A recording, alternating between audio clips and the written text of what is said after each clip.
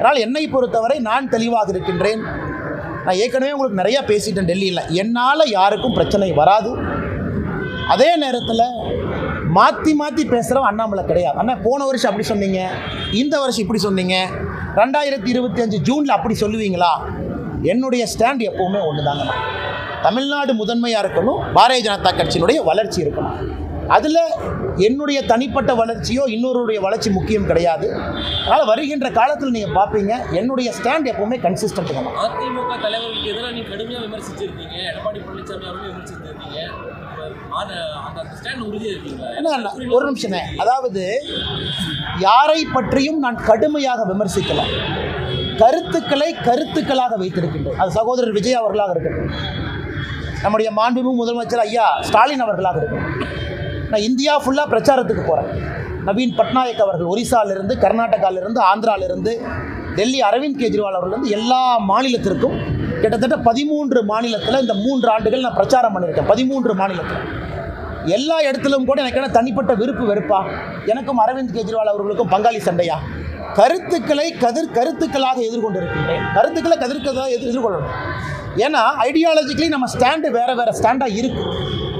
அது வேறு மாநில அரசியலாக இருக்கட்டும், தமிழகத்தினுடைய அரசியலாக இருக்கட்டும், எங்களுடைய கருத்துக்களை சில இடத்துல வலிமையாக சொல்ல வேண்டி இருக்குது. அதுதான் பண்ணியிருக்கேன். அதனால் கடுமையாக விமர்சித்தாங்க அப்படிங்கிற வார்த்தையை வழங்கன்னா கருத்துக்களை கருத்துக்களாக எதிர்கொண்டிருக்கின்றேன். வருகின்ற காலத்தில் நீங்கள் பார்ப்பீங்க என்னுடைய ஸ்டாண்டில் எந்த மாற்றமும் இல்லை. அதிமுக தலைவர்கள் பாஜக தலைவர்கள் புகழ ஆரம்பிச்சிருக்காங்க. அண்ணே, நான் யாருடைய தனிப்பட்ட இதை பற்றி நான் கருத்து சொல்ல விரும்பலிங்கன்னா, அந்தந்த தலைவர்களை எப்படி பார்க்குறாங்க அப்படிங்கிறத அவங்க பிரதிபலிக்கிறாங்க. நான் ஏற்கனவே சொல்லியிருந்தேன், ஒரு மாநிலத்தினுடைய எதிர்க்கட்சி தலைவர் ஒரு நாட்டினுடைய உள்துறை அமைச்சரை சந்திப்பது எந்த விதத்திலும் தவறு இல்லை என்று சொன்னவன் நான். இன்றைக்கி தமிழ்நாட்டிலேருந்து ஃப்ளைட்டில் யார் ஏறினாலும் டெல்லிக்கு தான் வர்றாங்க, பாரதிய ஜனதா கட்சி தலைவர்களை தான் பார்க்குறாங்க அப்படின்னு மீடியாவில் நிறைய யூகம் எழுதுறீங்க. அண்ணன் செங்கோட்டையன் அவர்கள், மதிப்புக்குரிய அண்ணன் செங்கோட்டையன் அவர்களுடைய பயணம், அதில் யூகத்தை எழுதுறீங்க.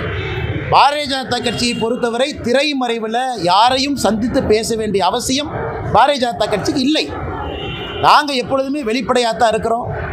காங்கிரஸ் போல டெல்லியில் அமர்ந்து தமிழ்நாட்டினுடைய அரசியலை பாரதிய ஜனதா கட்சி எப்பொழுதும் கட்டுப்படுத்தாது. அது பாரதிய ஜனதா கட்சியினுடைய சரித்திரமே சாட்சி. அதனால் மீடியாவில் வரக்கூடிய யூகங்களுக்கு நான் பதில் சொன்னால் அது தவறாக போயிருங்க.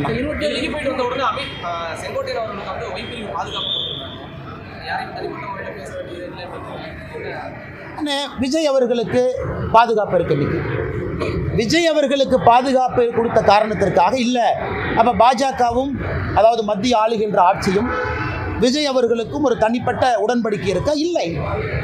அவர் பாரதிய ஜனதா கட்சியின் மீது ஆக்ரோஷமான கருத்துக்களை வைக்கிறாரு, பதிலுக்கு நாங்கள் வைக்கிறோம். அதனால் இந்த செக்யூரிட்டிக்குள்ளே நான் போக விரும்பலைங்க. நான் எல்லாருக்குமே தமிழ்நாட்டினுடைய சரித்திரத்தை பாருங்கள். நமக்கு நேர் எதிர்கட்சிகளாக இருந்தவங்களுக்கு முதல்ல NSGலாம் இருந்துச்சு, நேஷனல் செக்யூரிட்டி கார்டு. இப்போ அது CRPF மாறிடுச்சுங்கண்ணா. நம்மை பொறுத்தவரை மாநில அரசு ஒருத்தருக்கு செக்யூரிட்டி கொடுக்க தவறும் பொழுது மத்திய அரசு ஸ்டெப்பின் பண்ணுறாங்க. அப்படி தான் நான் பார்க்குறேங்க. மாநில அரசினுடைய ஸ்டேட் செக்யூரிட்டி கேட்டகரைசேஷன் கமிட்டின்னு ஒன்று இருக்குது. ADG, INT, லா அண்ட் ஆர்டர்லாம் அதில் இருக்காங்க. அவர்கள் முறையாக கொடுக்கும் பொழுது அதில் எங்கேயுமே விருப்பு வெறுப்பு இருக்கக்கூடாதுன்னு நினைக்கிறோம்.